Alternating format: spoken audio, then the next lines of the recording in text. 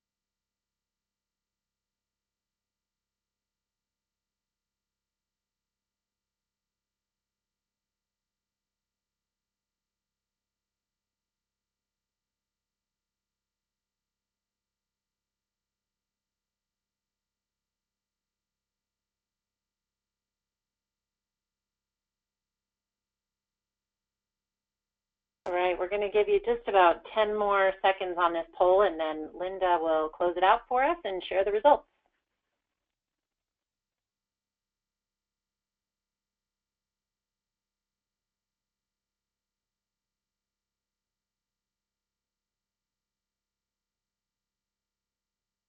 Okay, so it seems like for a majority of folks joining us tonight, this is their first Core Advocate webinar, so welcome.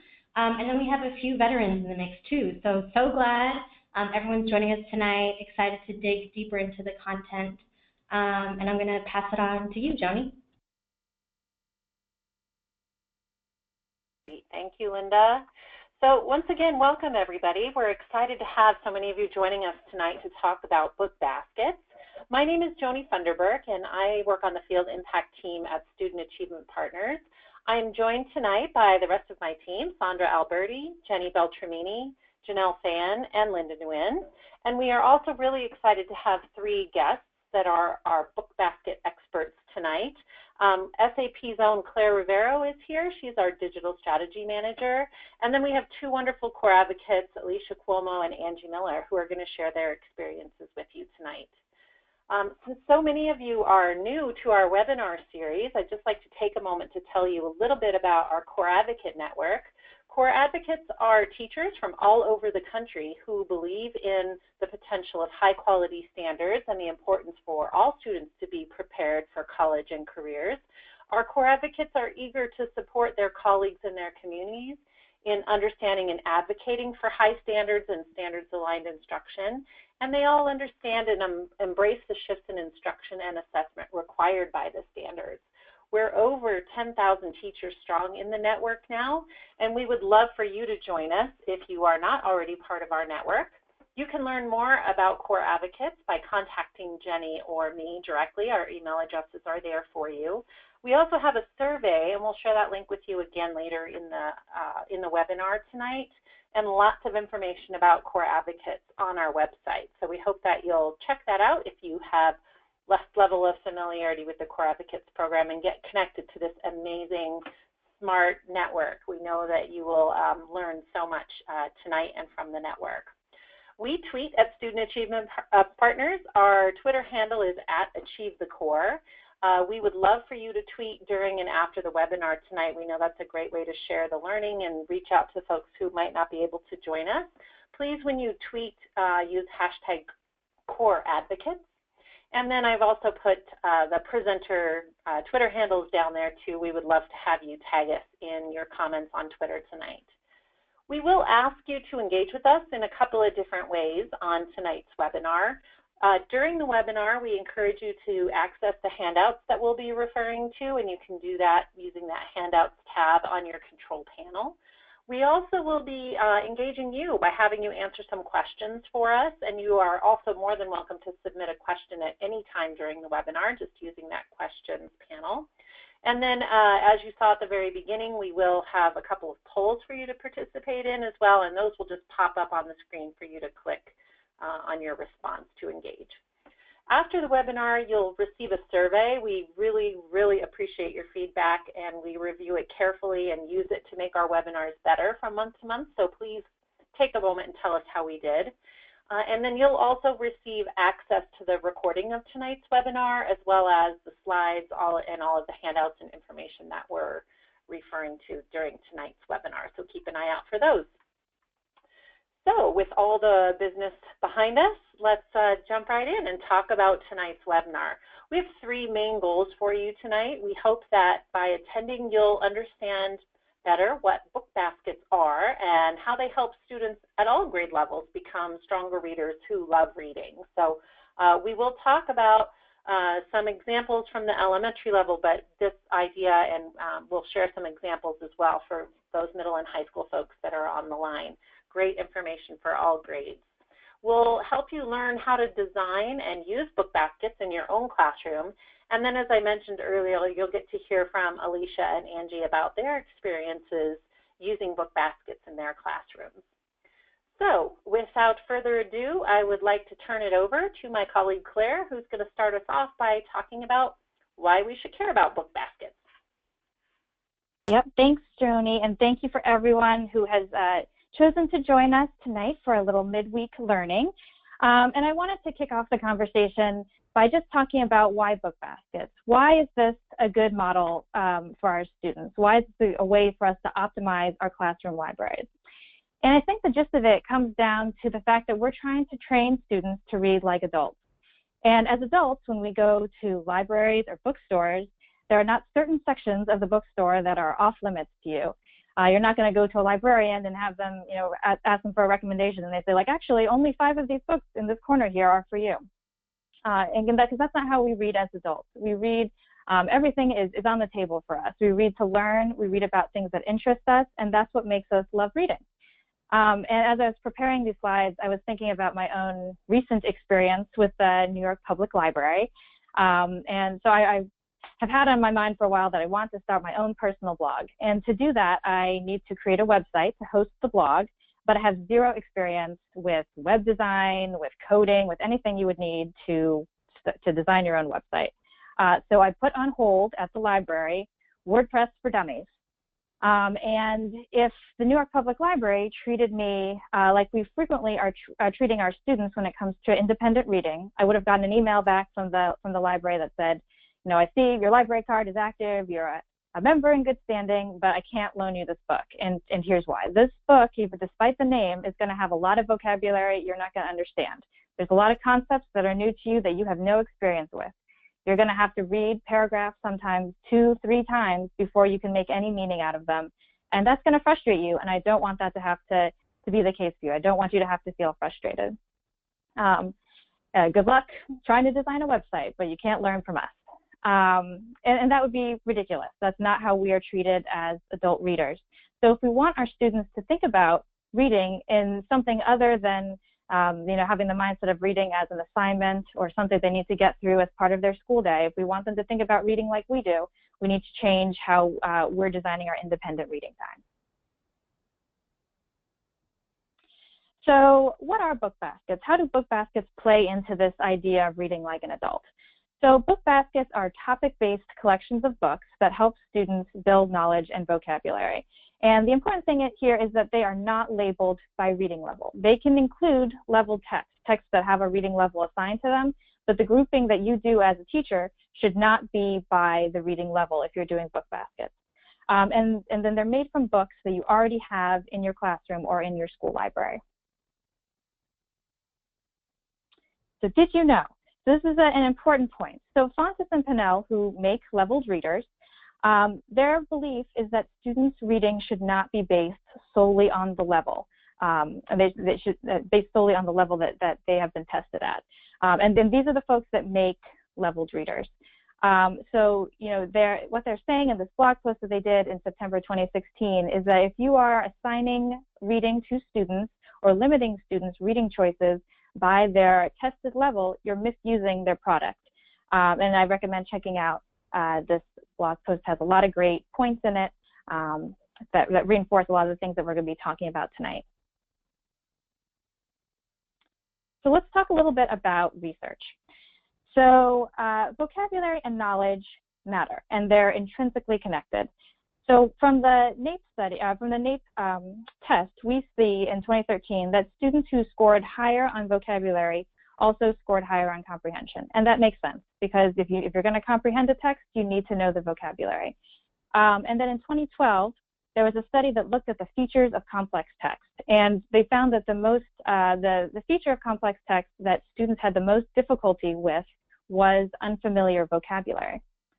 And then lastly, the 1995 study, which some of you may be familiar with, the 30 million word gap, looks at how low-income students enter school with less exposure to vocabulary.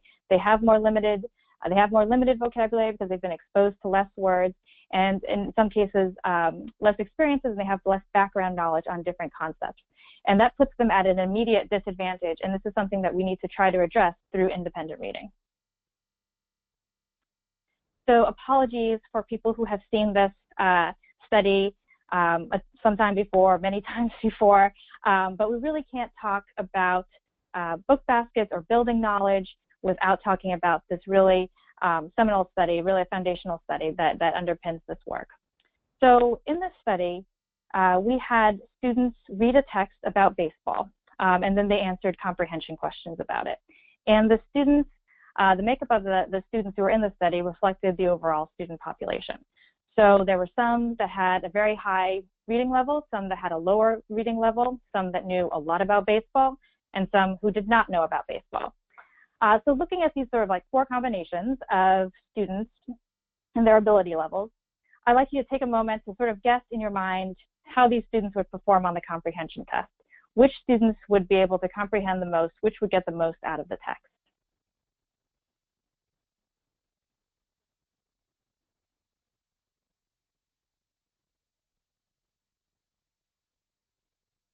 So, not surprisingly, the students who did the best on the comprehension test were those that had a high reading ability and a high knowledge of baseball. But the shocker of the study, the thing that's really interesting here, is that those who had a low reading ability but a high knowledge of baseball did almost the same. They were very close, next in line.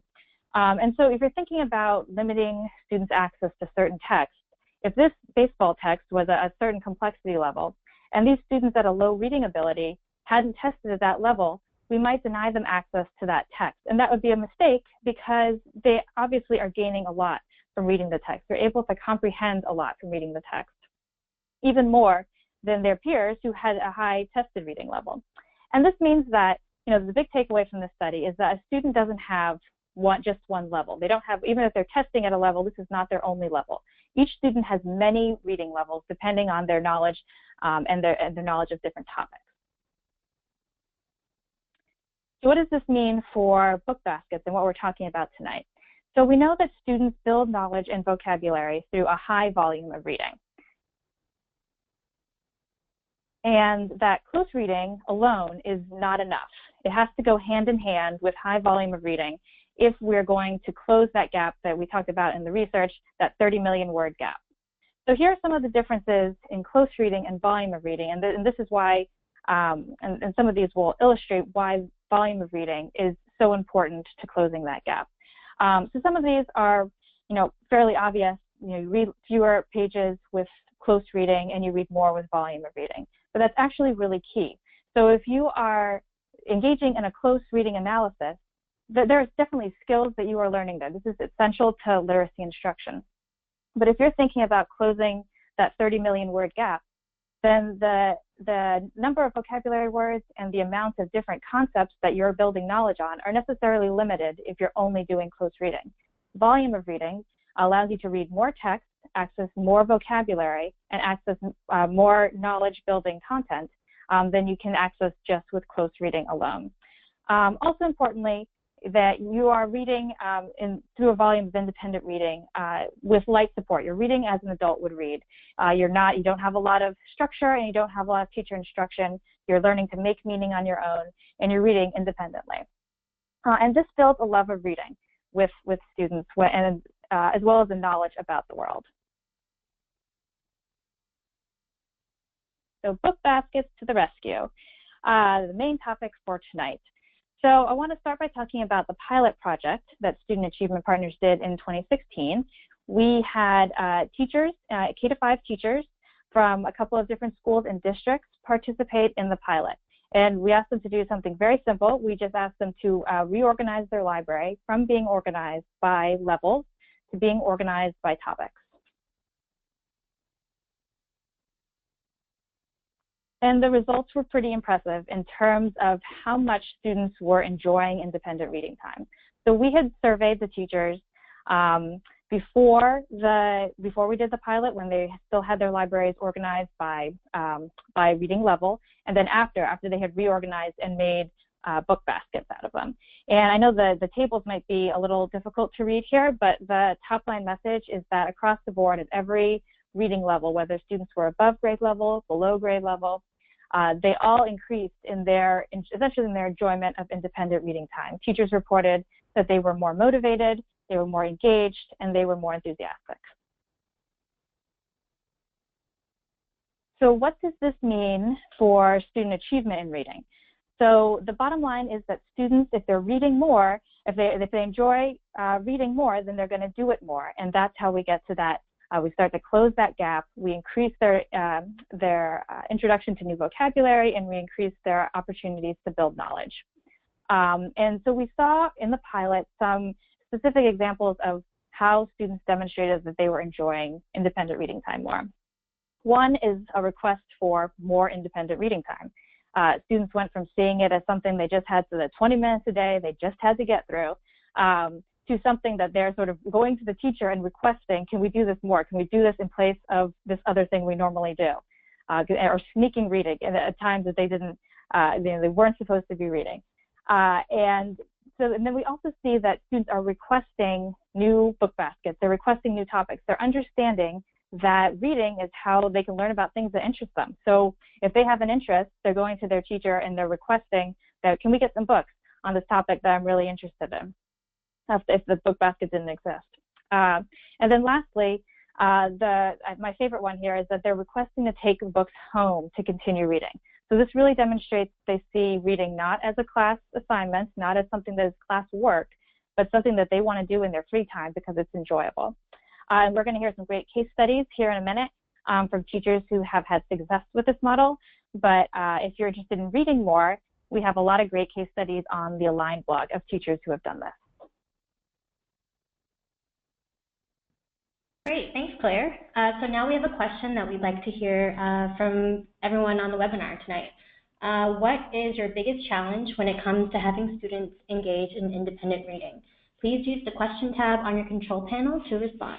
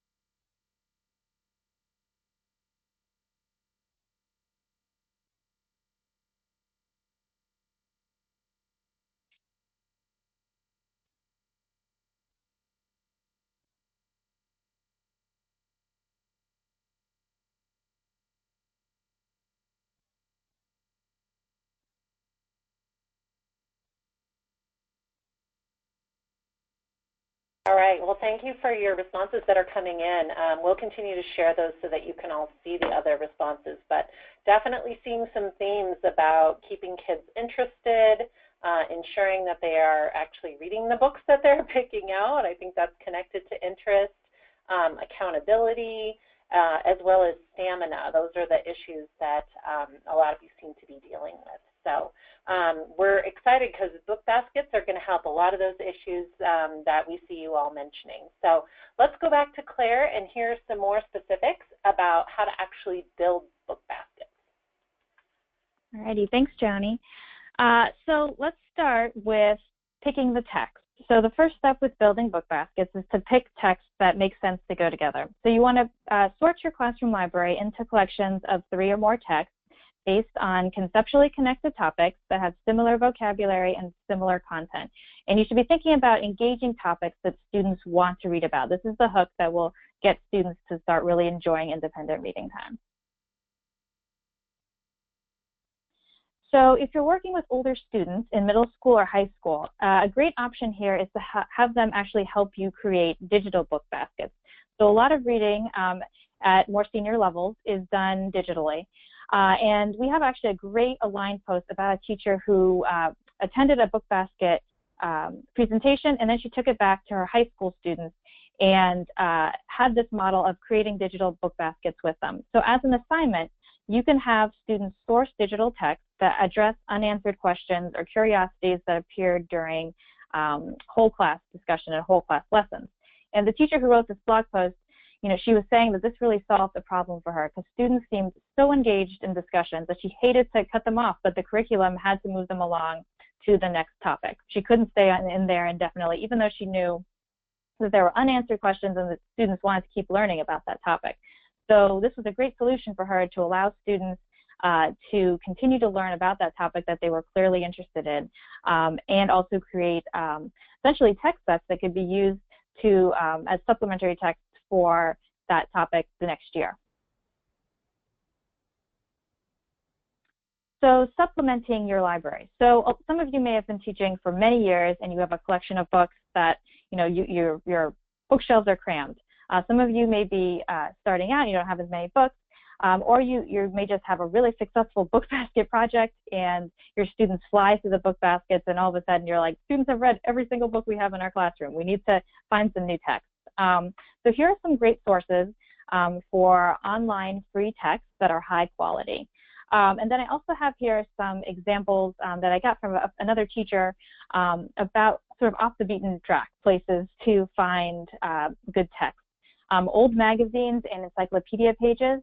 And with encyclopedias, you want to make sure that the information in those pages is still accurate, it's not dated. But libraries are just giving those away, and those are just endless sources of high-quality text for you to give to students. And then you can also try calling vendors.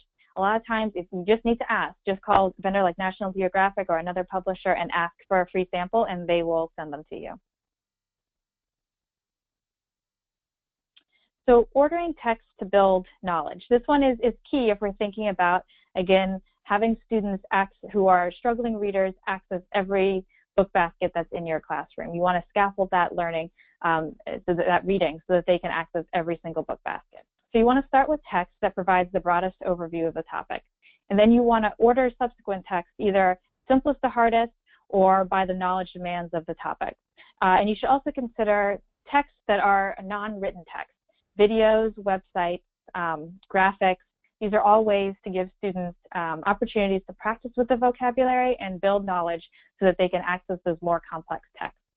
And a great question to ask yourself as you're ordering, just sort of a check on yourself, is to ask yourself, have I provided a resource to help my readers understand the upcoming challenge in a subsequent text?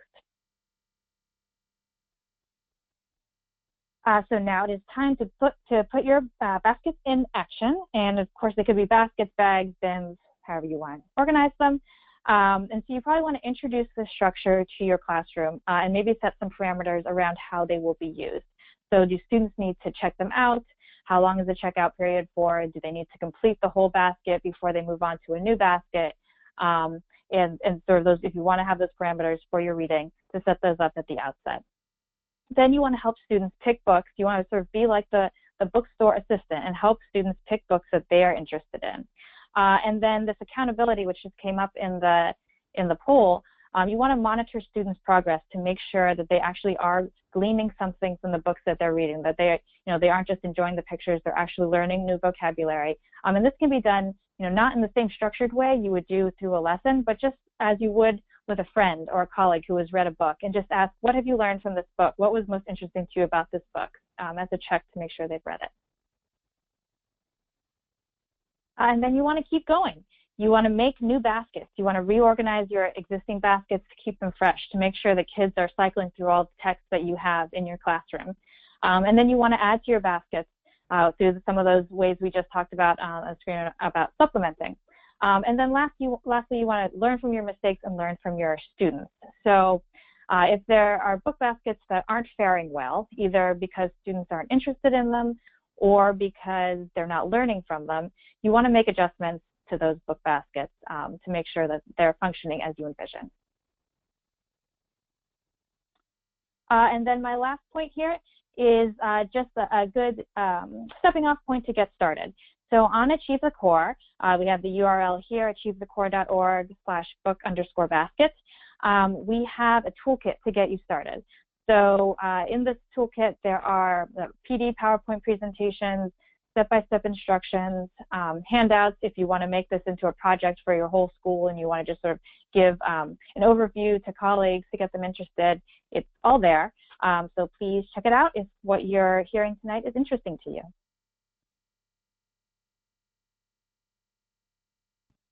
Okay, so we have another poll for everyone. Please use your control panel to respond. Where do you get the majority of text in your classroom library? For folks who respond with other, please give us details in the questions tab.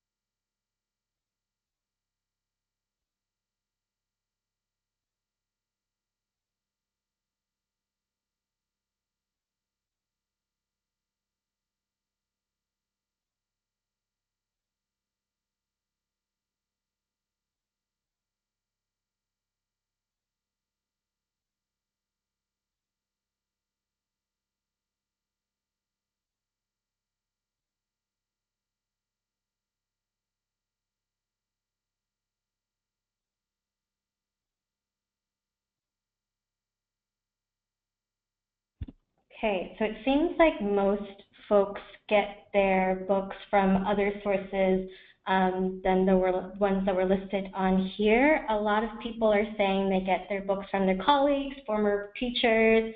I'm seeing folks getting them from book sales at libraries and getting them donated as well. So very exciting stuff. We'll keep collecting answers as we go. But I want to give it back to you, Joni.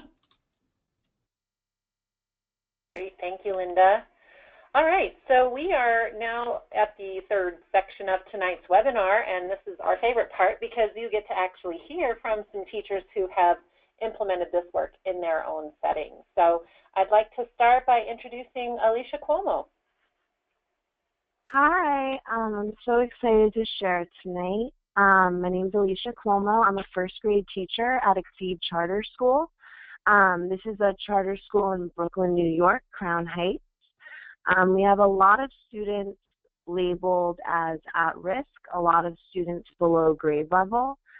Just to give you an idea of the demographic, this year about half my class is reading below the benchmark. A lot of pre-A students, so I saw a comment from a kindergarten teacher in the questions, and I can definitely speak to that. A lot of students who are still pre-A, even after a year of intervention in kindergarten. Really great kids. So I can look at our bins from last year.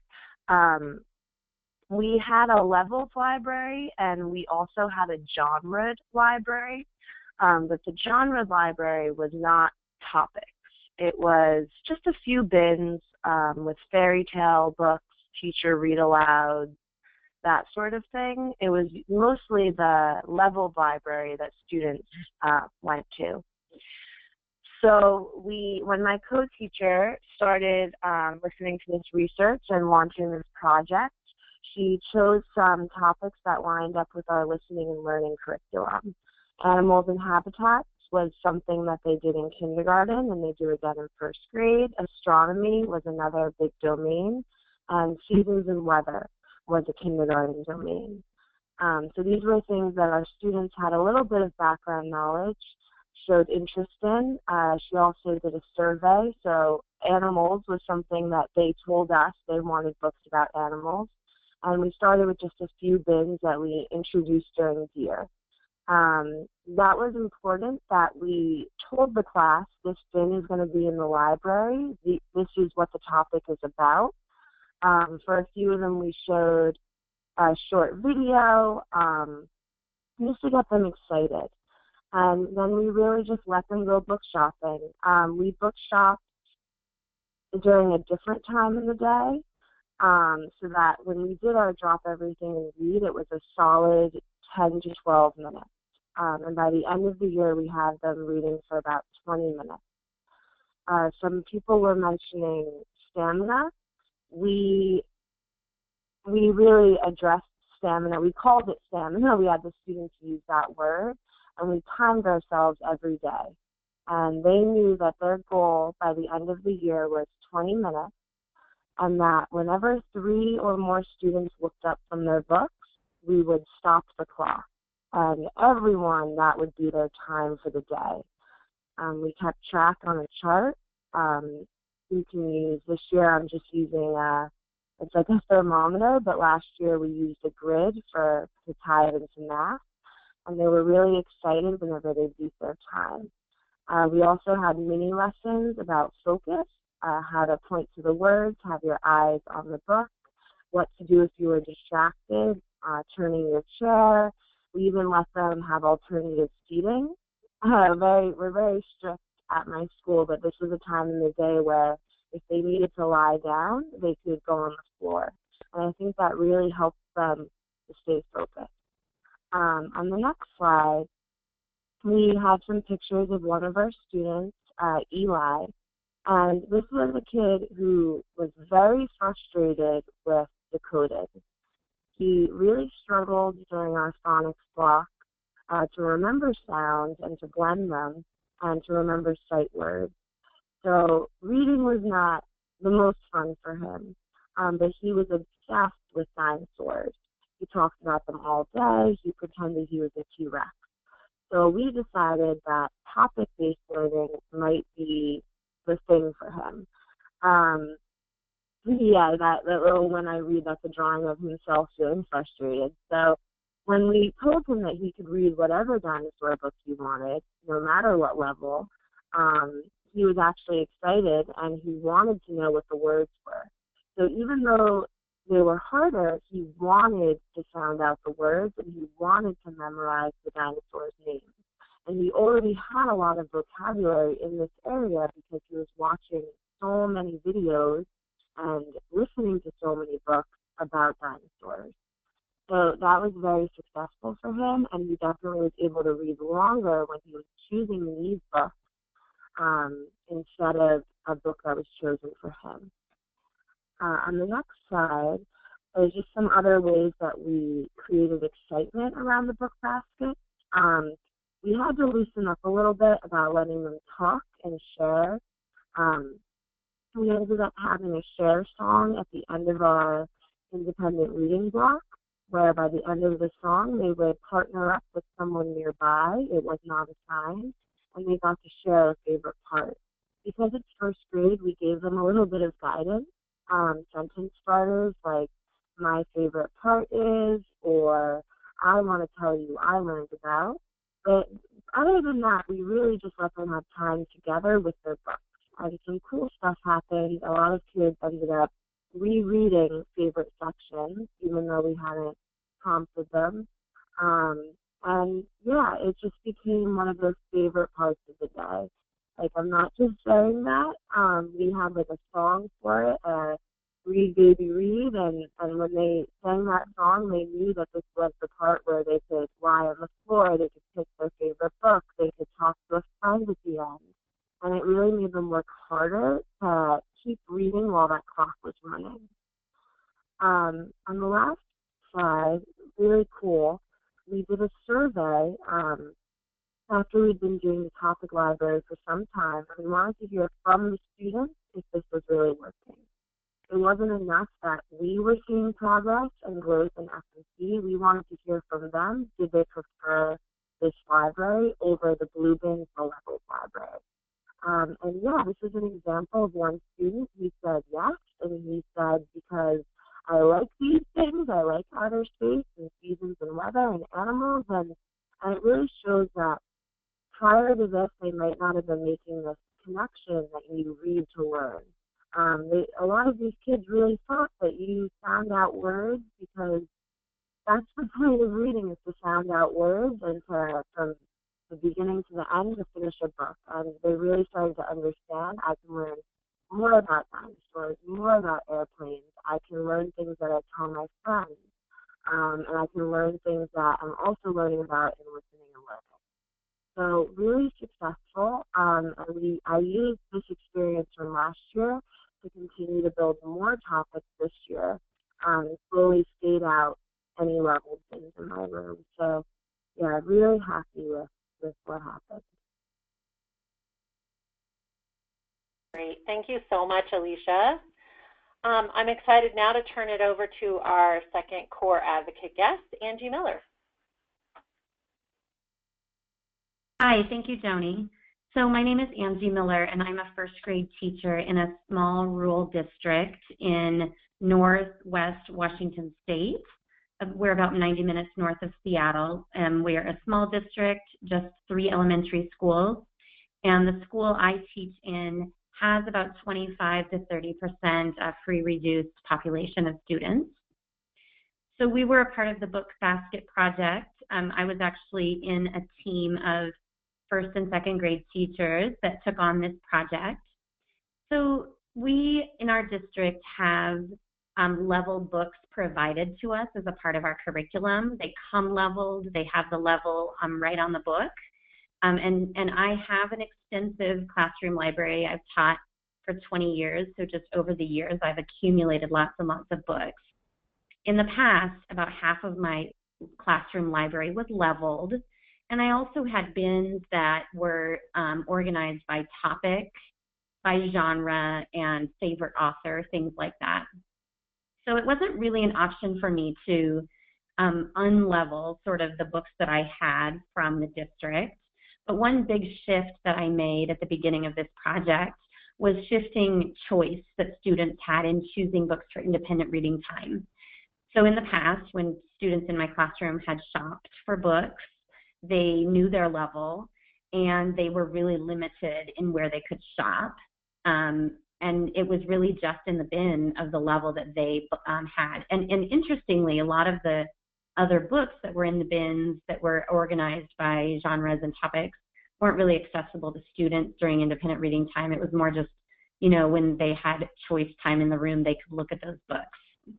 So that was a big shift in my classroom.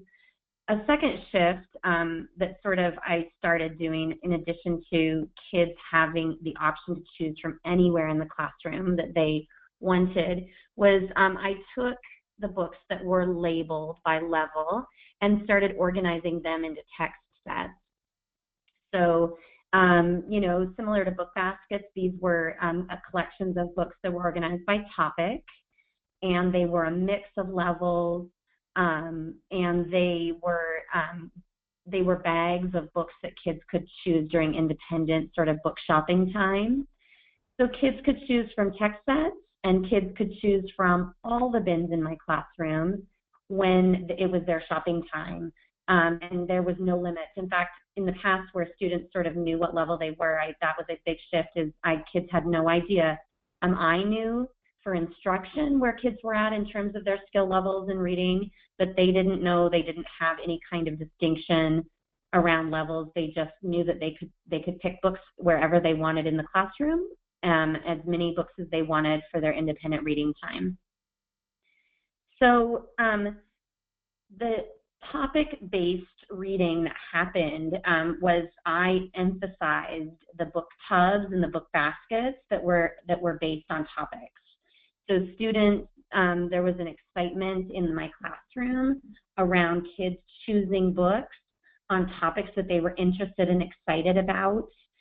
We were learning about some topics in the classroom, and kids were obviously excited about those things we were learning about in science and social studies and things like that, but they also got interested in a variety of other things and could seek out books or get tubs of books that were based on those topics. So there was just a huge shift in kids' excitement and enthusiasm around learning and becoming experts in topics that they were interested in.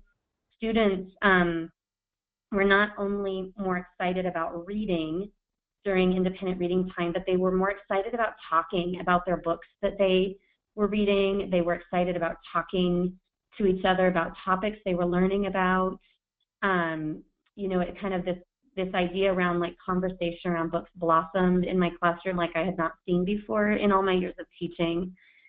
So the other thing that I think was important was that kids were excited about becoming experts and building their knowledge around topics. And they would get each other excited around things that maybe they hadn't thought about before. So it was a big shift. And I saw kids that were reluctant readers in the past that were trying to like find other times during the day when they could read. It was, you know, not even just there during independent reading time, but they were, you know, sneaking books during math time or wanting to take books out to recess or talk about books during choice time in the room. So it was a huge shift. And one of the important things that happened is that kids were accessing just a huge variety of books, way larger than they had in the past in my classroom.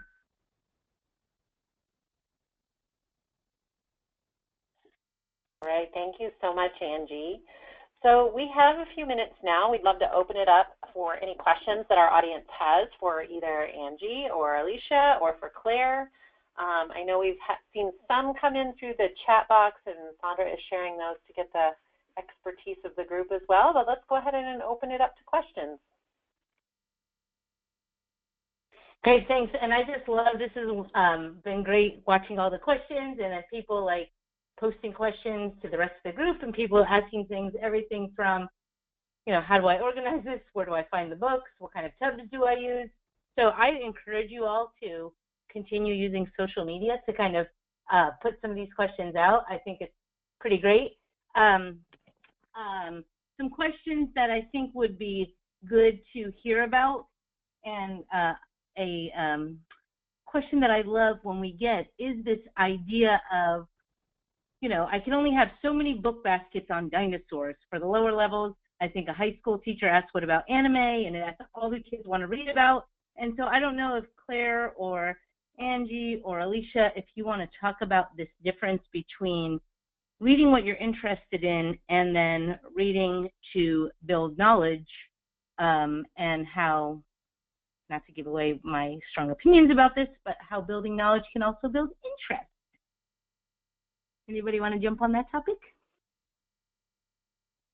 I can speak to that. I think because, so Alicia, for her grade, they don't necessarily know or are able to articulate what they're interested in.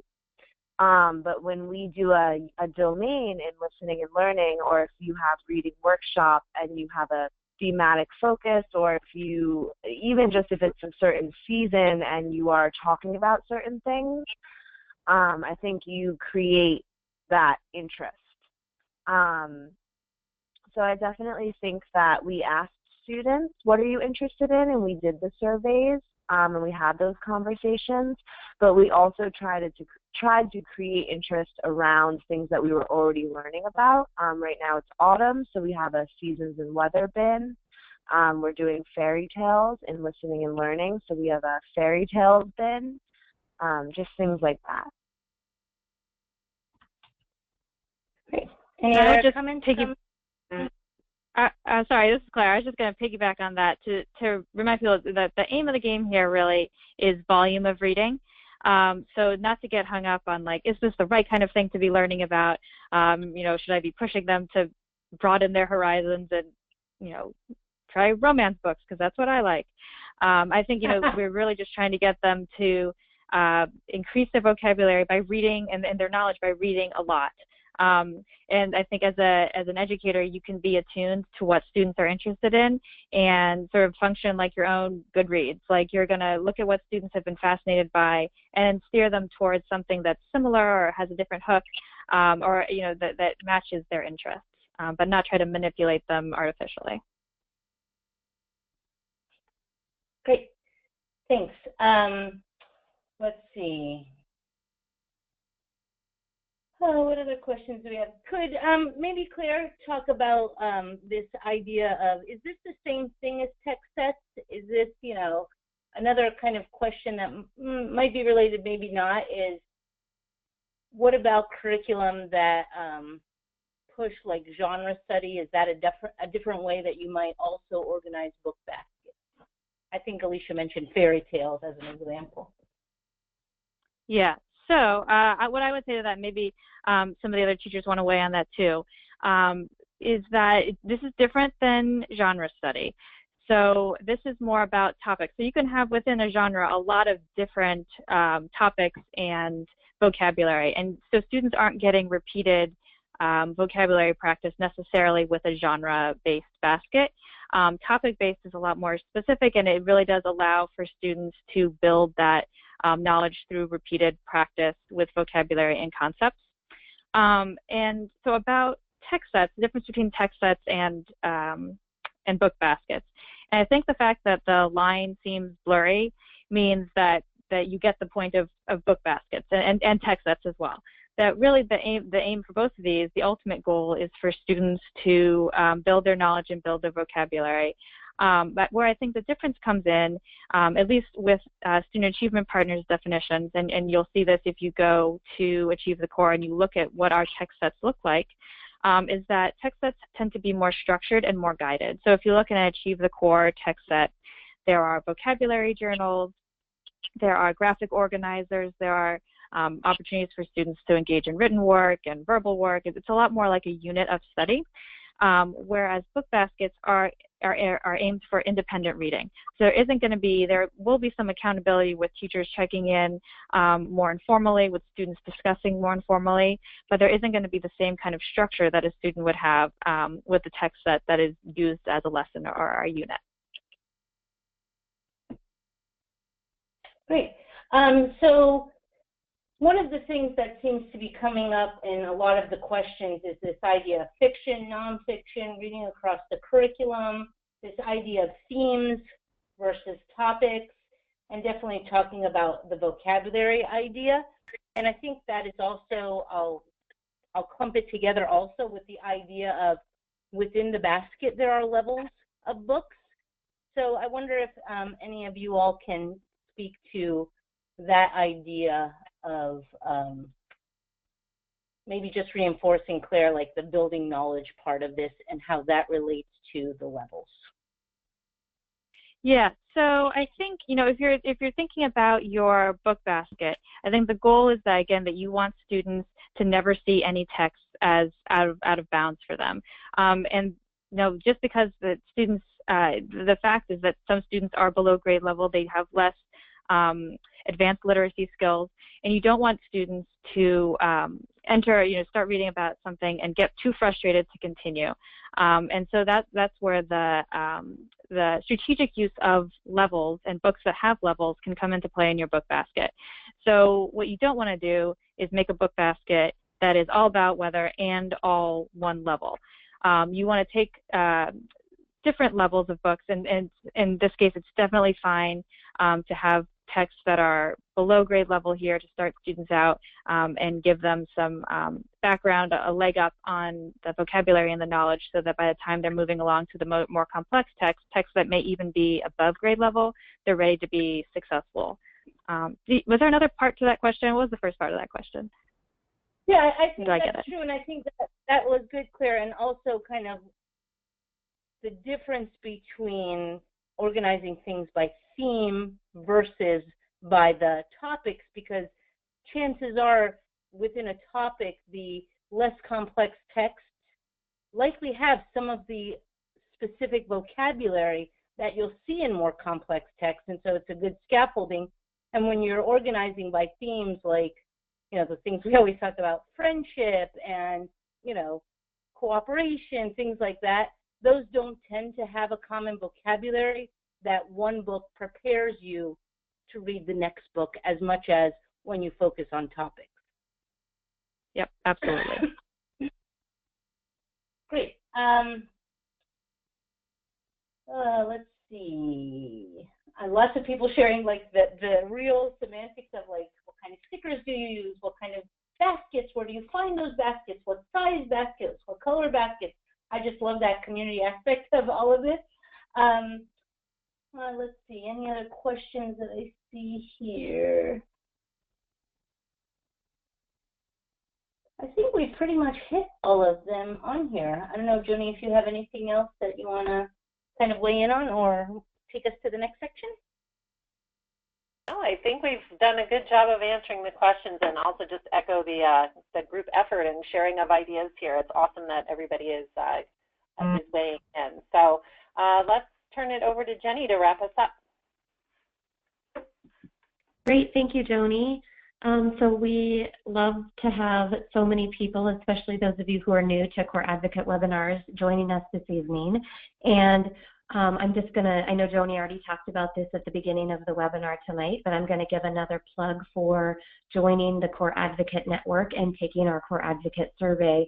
So one of the things that those of us on the Field Impact team at Student Achievement Partners are really interested in doing is helping to solve real problems that real teachers have. And we know that the more that we can get to know all of you in our network and know more about who you are, what your role is in your school or district, where you work, the types of things that you're interested in and the expertise that you already have, the more we'll be able to tailor opportunities for you and be able to tap maybe you to be one of our Core Advocate guests on one of the webinars in the future, and many other opportunities and tools and resources that we have. So we encourage you, even if you're not sure if you already have, to take the Core Advocate survey and to fill it out completely and answer all of the questions on it so that we can make sure that we are offering opportunities for all of you, helping to promote tools and resources that are useful to you, but also tapping your expertise. So you can find the survey at achievethecore.org/CA for Core Advocate-sign up. Also, in addition to that, you will get an email a few weeks from now. We love to hear about those things that you're able to take and use and do as a result of our webinars and other opportunities that we have. So we'll ask you to take our Instructional Advocacy Action Form survey. It's really short, only 5 questions, around 5 questions, and you'll be able to tell us if you've reorganized your classroom library differently as a result of this webinar tonight, if you've been able to talk to colleagues and work with them to do something different in your classroom or share the learning that you got on the webinar tonight, which helps us measure our effectiveness and our impact out in classrooms and schools around the country. So thank you for taking a few minutes to do our Instructional Advocacy Action Form. And we would like to also invite you to join us. Our webinars are almost always the first Wednesday of every month. There's a little change in that in January because of the holiday break. But in December, it's the first Wednesday of December on December 6th. It's around using Achieve the Core tools and resources that tackle common math issues. And so it'll be around everything available on our website to help you in your math classroom. And I'll just also tell you that on the following month in January is going to be the same topic only for ELA literacy. So when you get this the slides and the recording from our webinar tonight, which you'll get in an email tomorrow, by tomorrow. All of these links will be hyperlinked, so you'll be able to just click right on the slide to go register for our next webinar. And with that, we would like to... Can I say one more thing? I'm sorry to prolong. I just realized in looking over a lot of the questions that there was one big topic that a lot of people were asking about, which is accountability for independent reading. And so I'm going to make sure that when we send out the resources, the follow-up email from this, that I include a paper that was written and posted on Achieve the Core by David Lieben that talks about this idea of guided, accountable, independent reading, and so that you'll get some good ideas from that about, how do you have some levels of accountability for what students are choosing to read independently. So it's kind of a more complex topic, and we'll make sure that you have that resource in the follow-up email. Great, thank you. And with that, we will sign off for the evening. And thank you for joining us tonight, and we hope to see you again on a future webinar.